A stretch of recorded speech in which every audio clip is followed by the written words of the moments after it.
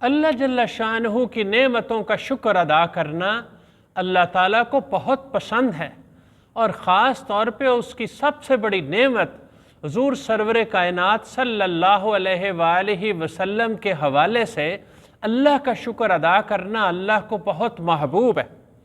نبی پاک صلی اللہ علیہ وآلہ وسلم ایک دن مسجد میں صحابہ کرام کے ایک حلقے میں تشریف لائے۔ آپ نے ان سے پوچھا کہ آپ لوگ یہاں بیٹھ کے کیا کر رہے ہیں؟ تو انہوں نے عرض کی کہ اللہ کے حبیب، ہم اللہ تعالیٰ کا شکر ادا کر رہے ہیں کہ اللہ تعالیٰ نے ہمیں اسلام کی سعادت بخشی، اور اللہ تعالیٰ نے آپ کے ذریعے سے ہمارے اوپر جو احسان کیا اس پر اللہ کی حمد و ثنا کر رہے ہیں۔ آپ صلی اللہ علیہ وسلم نے فرمایا، اللہ کی قسم کیا تم صرف اسی لیے یہاں پہ بیٹھے ہو؟ انہوں نے عرض کی کہ اللہ کی قسم ہم یہاں صرف اسی مقصد کے لیے بیٹھے ہیں۔